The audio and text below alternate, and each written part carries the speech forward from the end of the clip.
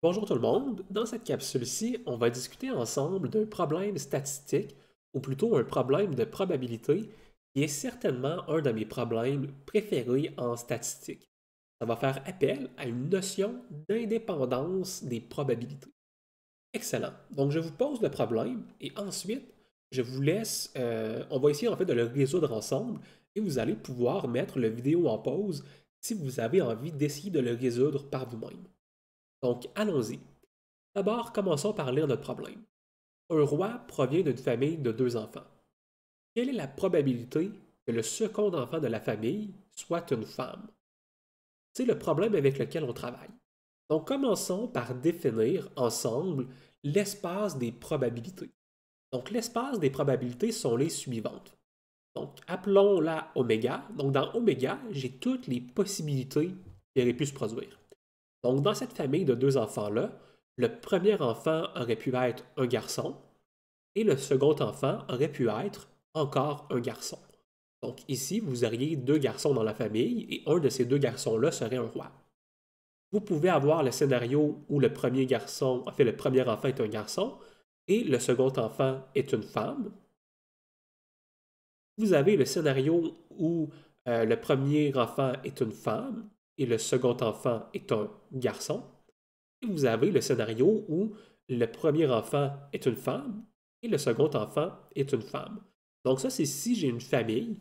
Ça, c'est si j'ai une famille de deux enfants. Ce sont toutes les possibilités qui s'offrent à moi. Et chacune de ces possibilités-là sont indépendantes entre elles. Hein, donc le fait d'avoir eu un enfant, un garçon la première fois, on assume que génétiquement, vos chances d'avoir un garçon la deuxième fois sont égales. Donc vous avez vos probabilités ici, chaque événement a une probabilité un quart. Donc, il y a une chance sur quatre que vous ayez deux garçons, une chance sur quatre que votre premier enfant soit un garçon et votre deuxième enfant soit une fille, une chance sur quatre que votre premier enfant soit une fille et que votre deuxième enfant soit un garçon, et vous avez finalement euh, une chance, une chance sur quatre que votre premier enfant soit une femme et une chance sur quatre et que votre deuxième enfant soit également une femme. C'est les probabilités auxquelles vous faites face. Et maintenant vous avez de l'information additionnelle. Hein. Vous avez de l'information additionnelle et vous savez que dans votre famille, il y a un roi. Qu'est-ce que ça l'implique, ça, s'il y a un roi dans ma famille?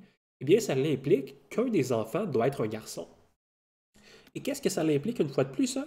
Eh bien, ça l'implique que maintenant, cet espace de probabilité-là est réduit. C'est impossible d'avoir la situation où la famille est composée de deux femmes.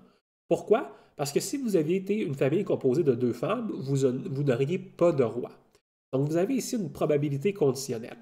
Et ça vient de changer mon espace ici de probabilité. Donc je sais que j'ai maintenant seulement trois scénarios qui sont possibles. Soit j'ai, et laissez-moi changer en vert ici, soit j'ai deux garçons, soit j'ai un garçon et une fille, ou soit j'ai eu une fille et un garçon. Excellent. Et maintenant que j'ai ce raffinement-là sur mes probabilités, on se souvient que mes probabilités sont toujours indépendantes, donc mes chances d'avoir un garçon comme deuxième enfant né ne changent pas, sachant que j'ai eu un garçon ou une fille la première fois. Donc ces préférences-là vont toutes être égales à un tiers.